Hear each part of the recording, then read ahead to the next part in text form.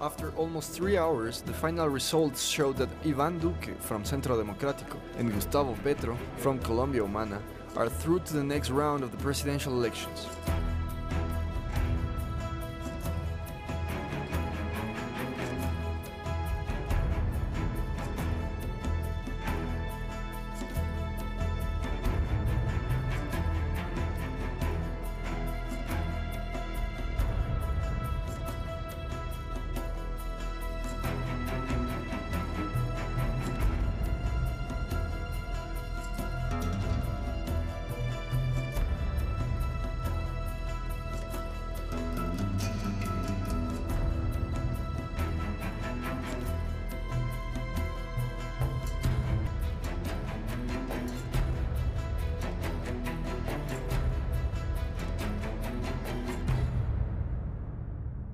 Good evening and welcome to the World Today. Today we're going to discuss the forthcoming elections in Colombia, which are due on the 17th of June. The situation has become extremely polarized with the defeat of the center candidate, Fajardo, who went out in the first round having gained 3.7 million votes.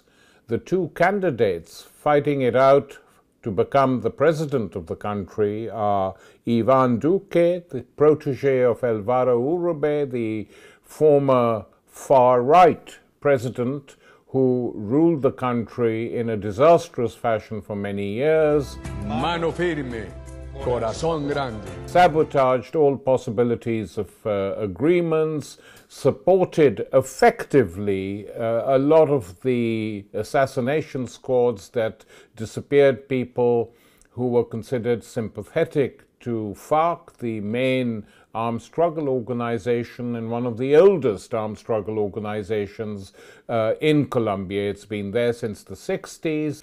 Attempts to reach a truce to stop the fighting were tried a number of times. Everyone was in favor of it, including the late Fidel Castro and Hugo Chavez, on each and every occasion. And this has to be stressed in order to counter the reporting in the New York Times and other newspapers in the Western world.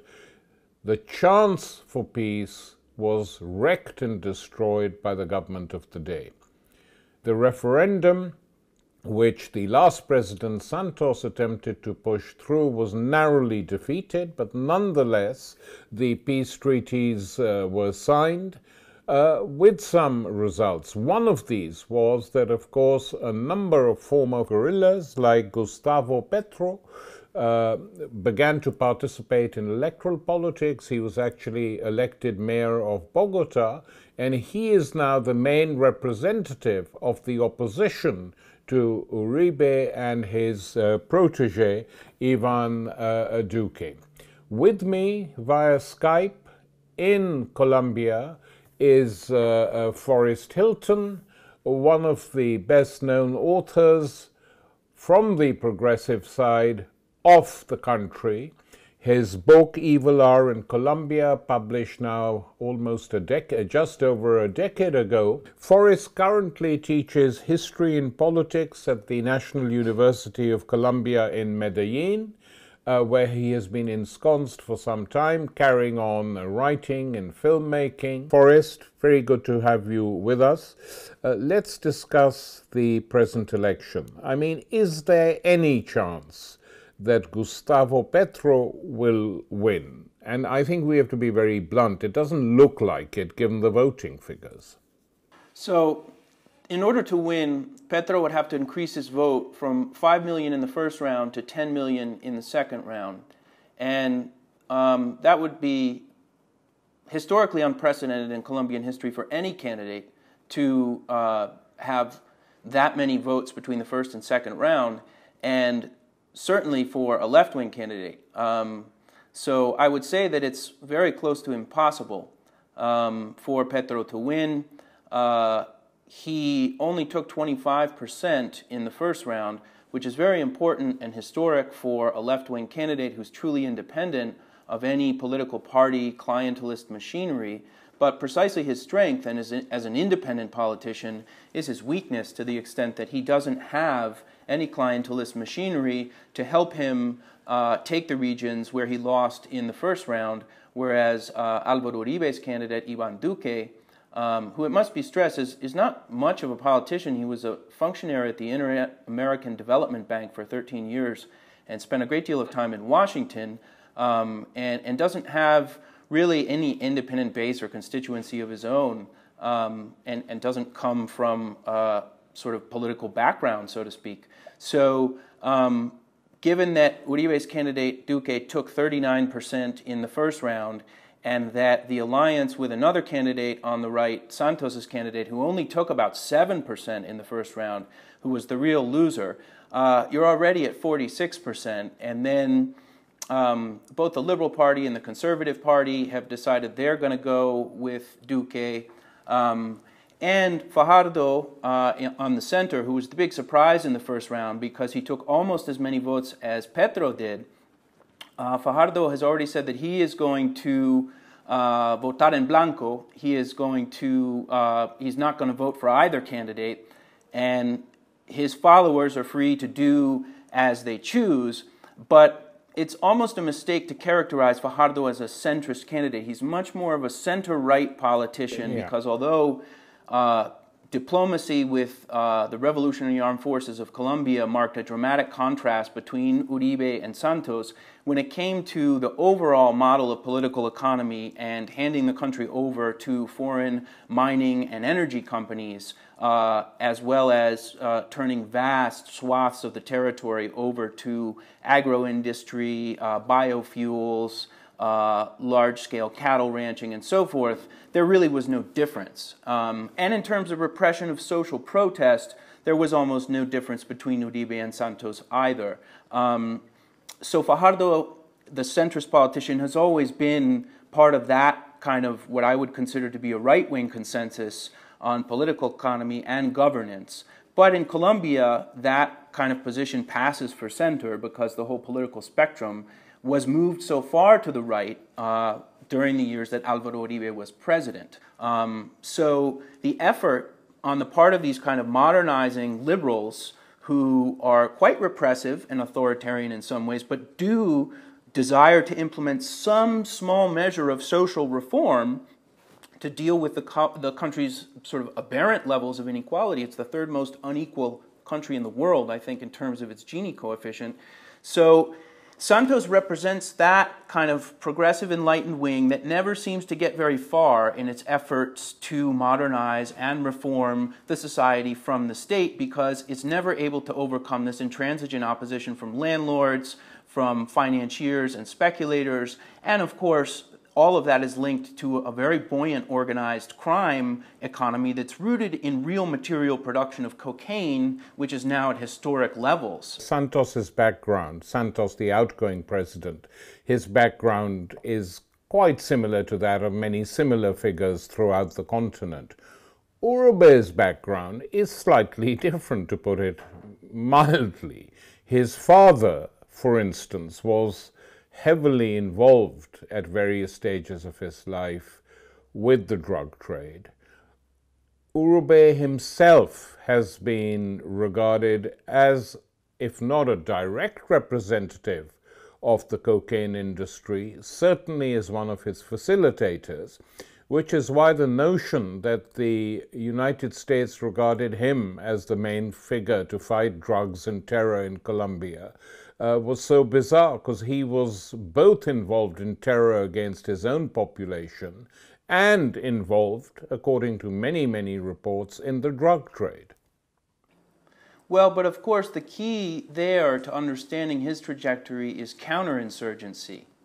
and the extent to which, when counterinsurgency and nation building under U.S. auspices is the overarching goal. So to the extent that those ties are there or have been there, there is official awareness of this in a range of declassified documents and through WikiLeaks. We know that plenty of this is and has been known to different agencies within the U.S. government, but it really has never been considered important because there have been few more loyal soldiers in the cause of counterinsurgency, at least in this hemisphere, than Alvaro Uribe in the 21st century.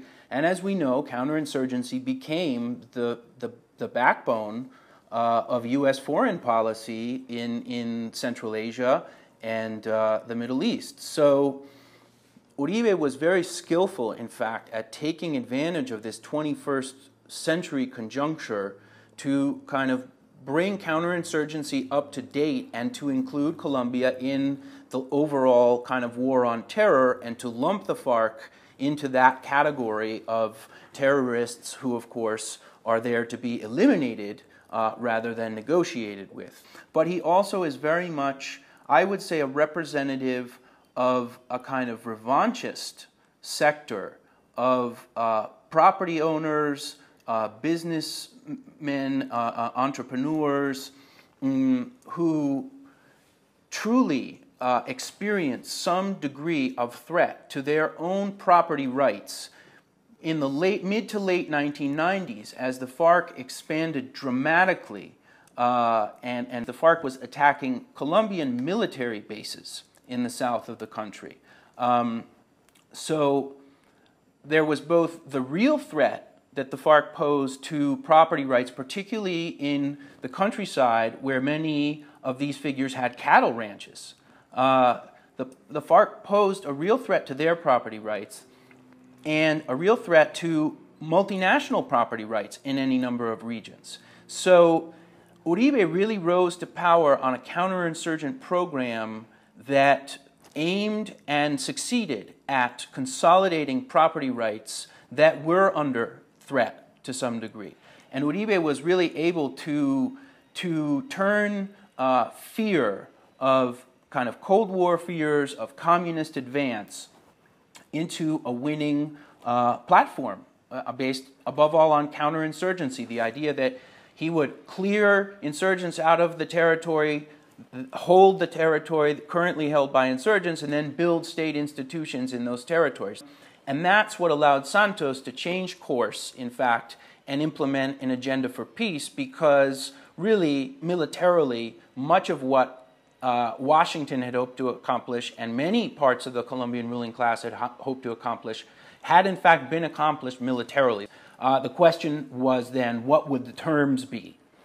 And here's where we have to understand Uribe and Duque and the forces they represent now as a kind of reaction against the terms of the peace process that were signed, and an insistence that the terms must be unilaterally imposed by the victors.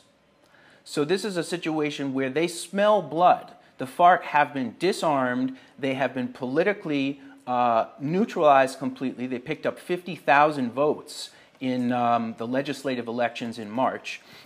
They don't have a presidential candidate. They don't have forces on the left who wish to be their allies. They're completely isolated and don't exist as a political force. So in effect, Uribe and the far right have won to a very large degree, but the question is, as victors, can they maximize the victory? Can this be a Versailles-type situation? That's what they want to make it. But what more do Uribe and his protege Duque want? I mean, they've defeated them, they've disarmed them, they've declared their victory. These people want to be reintegrated in society. I mean, just practically, in simple terms, what do they want to do to them? I mean, kill them all? Lock them in concentration camps? What? I mean, what more can the FARC do? Well, the FARC really can't do any more at this point because effectively they no longer exist. The transition from sort of military to politics has been an utterly failed transition.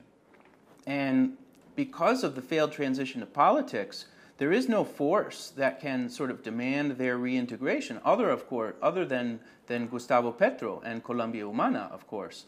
But besides them, there is no political force that could push that reintegration. And the sense is that, well, what will be the consequences if we don't comply with what was signed with reintegration? What will be the political consequences? Close to zero. You know, the UN has already raised alarm bells about the number of FARC combatants being, you know, murdered, and the number of social movement leaders being murdered in the name of persecuting the FARC, and it makes no difference. So it's to be presumed that it will continue unless Gustavo Petro wins, which seems highly unlikely. Let's just discuss the FARC itself. It's the armed struggle organization, the guerrilla organization that has lasted the longest since the Cuban Revolution. I mean, most of the others were defeated, crushed, including Che himself, a long time ago. What explains FARC's resilience? And secondly, what would one say about the FARC's involvement with narco-trafficking, which has been more or less acknowledged by many on the left that this has been going on? I mean, where did that come from? Because that process did actually succeed in isolating FARC from sort of solidarity movements in the rest of the world to a certain extent. I mean, when I look back at FARC, I look at this old book I just took down from my shelf before the interview, and they're on the cover of it. It's an old book by Richard Gott called Guerrilla Movements in Latin America, and they have sort of wonderful photographs inside. So what happened to FARC in the 90s? I think we have to go back really to the 1970s to some degree, late 1970s and early 1980s. There was a massive civic strike in 1977 called the Paro Cívico. And this was a largely urban movement. And in the 70s, urban movements became more and more important. And it was clear that the country's political future and its economic future was going to be decided in the cities. But it was the civic strike in 1977 that really shut the country down and showed what kind of possibilities there were for direct action from below. So you could see right there that there were different futures for the FARC to take. And one future would have been organizing in those urban neighborhoods on the periphery in the same way that the FARC had organized in rural communities on the frontier.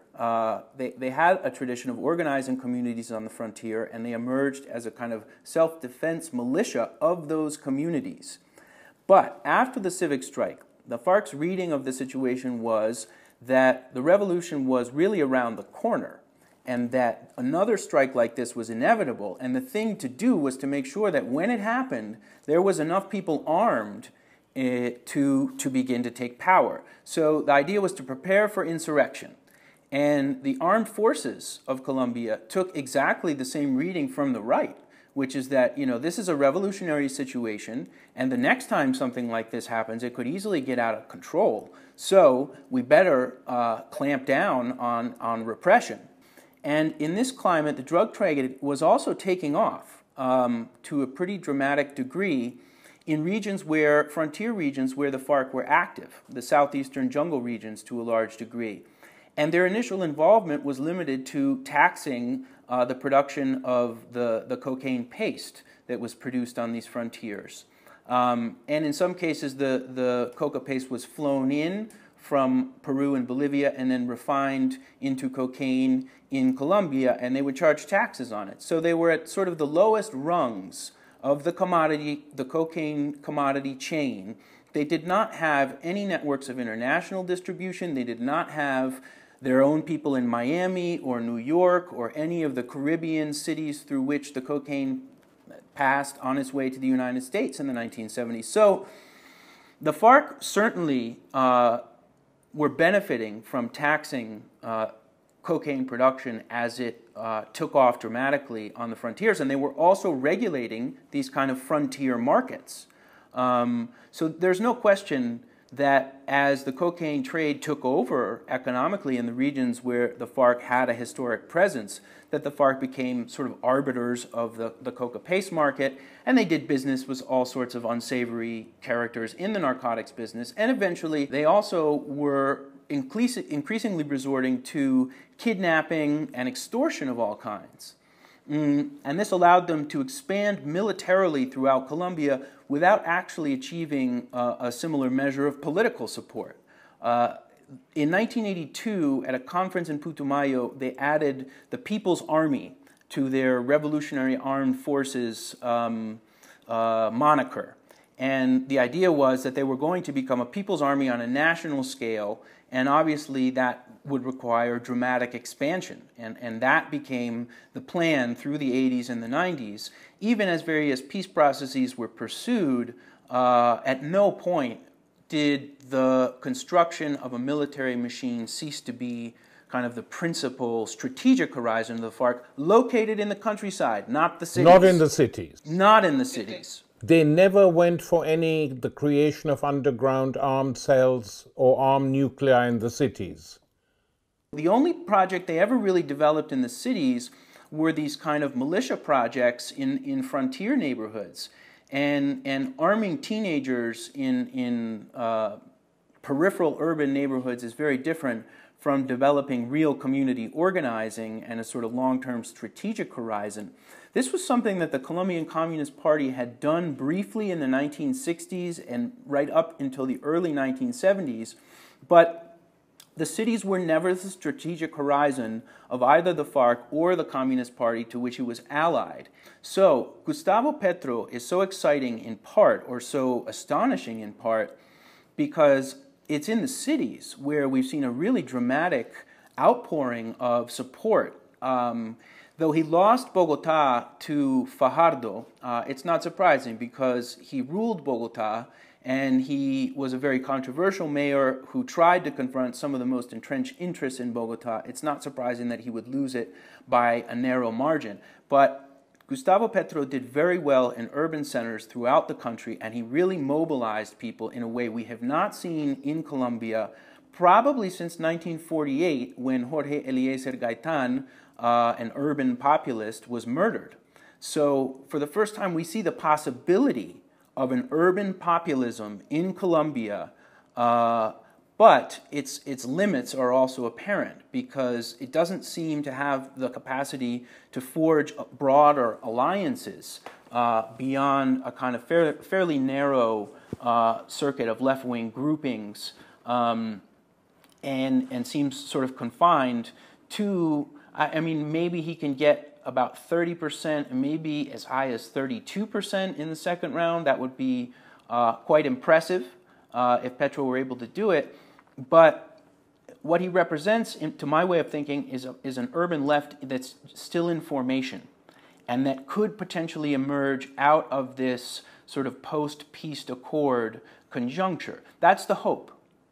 The fear is that because the peace process with the FARC is an utter disaster and is seen as such and is largely discredited, in part because the right ran a very successful sort of fear campaign about the implications of the peace process, essentially intimating that Colombia was on the road to becoming Venezuela as a result of the peace process, which would turn over the keys of the country to kind of the far left, what they call in Colombia Castro Chavismo, right? And what we see with the ELN, the other guerrilla grouping that's been around since the 1960s and has never had a serious peace process of the sort that the FARC did engage in Cuba with the Santos administration. Now, historically, because of its ties to liberation theology and its attempt to model itself on Central American guerrilla movements, through the 1970s and the 1980s and even into the 1990s, the ELN refused to have anything to do with the narcotics trade, with the idea that the means would corrupt the ends, that there was no way to engage in narcotics traffic without sort of damaging socialist and revolutionary goals. The ELN is now largely operating on Venezuelan soil. It is involved in the narcotics business and the arms business, doing business, of course, with a whole range of shady and corrupt actors in sort of the border area. And that will provide a perfect pretext for escalation of tension and conflict along the Venezuelan border with Colombia. If we look at the first round results, Uribe's candidate took almost all of those border regions. And in those border regions, of course, they're feeling the exodus of Venezuelan citizens into Colombia as the result of the Venezuelan crisis. I think the number is something like 1 million Venezuelans who have come into Colombia in the last year alone. And so border regions, of course, are very sensitive to and susceptible to sort of right-wing demagogic appeals to national security, to protecting Colombia against the spread of what they consider to be communism, Castro-Chavismo, and of course that means Gustavo Petro in those regions. So there's a very real danger that with a right-wing victory in the second round, the conflict in Colombia with the ELN forces overlaps the increasingly bellicose rhetoric coming out of Washington with respect to the need for a military intervention in Venezuela. The U.S. military is badly overstretched right now, particularly if there's going to be some kind of military conflict with Iran down the road. There's no way that the U.S. can afford to militarily intervene in Venezuela. They need proxy forces, and in general that's how the U.S. operates in the Western Hemisphere anyway, is through proxy forces. It's how they prefer to operate in most parts of the world where they don't have any real stable base or constituency. So here in Colombia, with a right-wing victory, it's quite possible that a sort of proxy force composed of Venezuelans as well as Colombians could be put together more or less on the cheap and financed in part through the narcotics trade in order to go after the ELN on Venezuelan soil and pose it in terms of a national security threat to Colombia. Forrest, we're running out of time, but I want to ask you one last question. Let's assume that Ivan Duque wins. It seems the only possibility now, just looking at the balance and relationship of forces in Colombia. But this does open up another possibility, which we haven't discussed and we can't discuss in detail now, but just your thoughts on creating a viable, popular, left socialist coalition in the cities and the countryside on the basis of these millions who are, after all, voting for Petro. That is the most important question, and has been the most important question for some time. And although, of course, any kind of Duque regime is going to rely even more heavily on repression of social protest than the Santos regime did, I think that conditions for kind of increasing opposition based on the Petro campaign, I think the conditions are quite good, in fact, and that we may see significant opposition coming from the cities to a Duque regime composed of both supporters of Petro but also of some supporters of Fajardo who are really not on board with the kind of authoritarianism that is likely to be required in order to implement the kind of policies that Duque promises to implement. So, in fact, there may be a silver lining in this very dark cloud. We may see, for the first time in a very long time, pretty significant outpouring of protest and mobilization in Colombian cities. I think Petro has a very good chance of leading an opposition that could grow to be much more broad than anything that he can put together in the short time he has left electorally. But what we have to understand about Petro is that the only regions that he really swept were peripheral regions of Colombia where Afro-Colombians and indigenous Colombians feel very directly the sort of overlapping of the kind of political economic development plans and the kind of invasion and impact of the war machine in all of its various guises. So that's where Petro is strong. It remains to be seen what can be done in the cities, but there's certainly, I think, a possibility that we haven't seen before, and it would not have been possible when Álvaro Uribe himself was president. Forrest Hylton, thank you very much. It's been very rewarding talking to you, and I hope we can do so again soon after the elections are over. Lovely to be here, Tariq. Thanks for the invitation.